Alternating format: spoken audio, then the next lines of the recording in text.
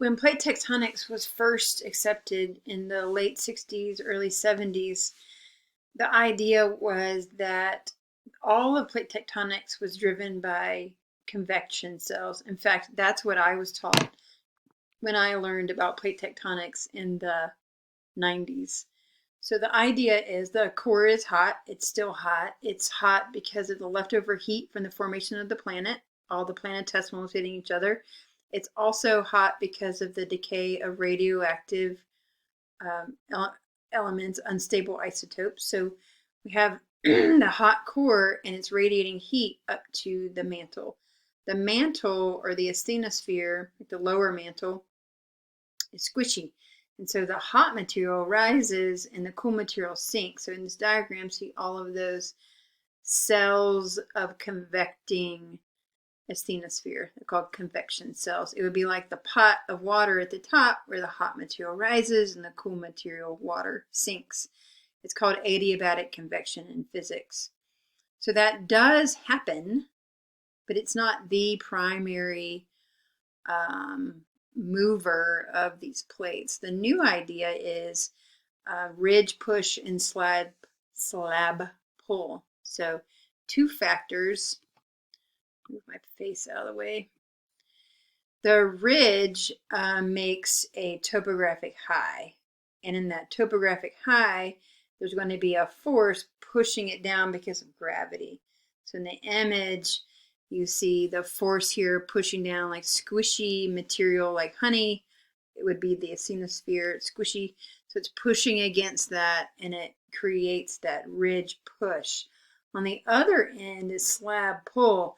So once that subducting slab starts going down into the subduction zone, it's like a weight at the end of it pulling the material. So if you have the ridge pushing and the slab pulling, that's going to drive that plate motion.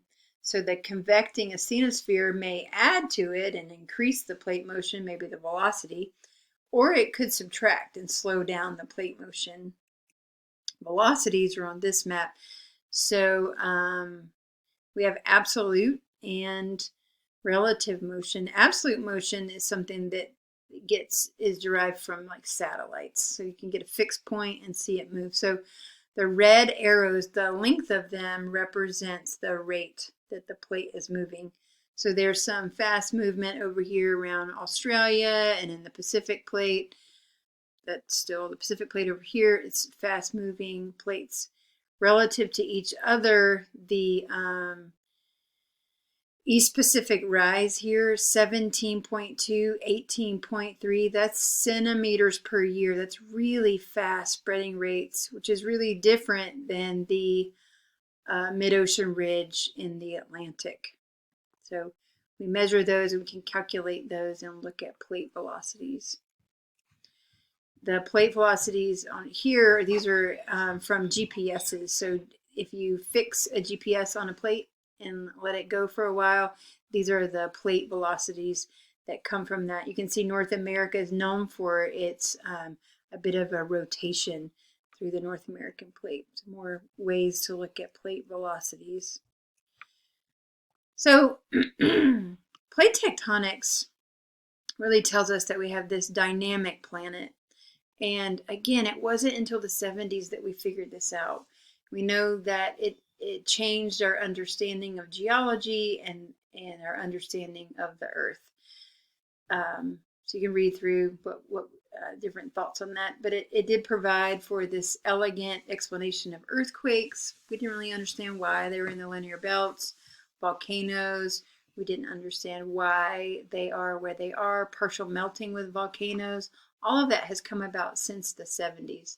And really explaining how plates can fit together like a puzzle and move apart. So we have a continuously changing planet because of plate tectonics. Some of those processes are slow, right? 3 centimeters per year sounds kind of slow, but it actually is like the rate at which your fingernails grow. That's kind of fast. Like think of like how you got to clip your fingernails because they get kind of long.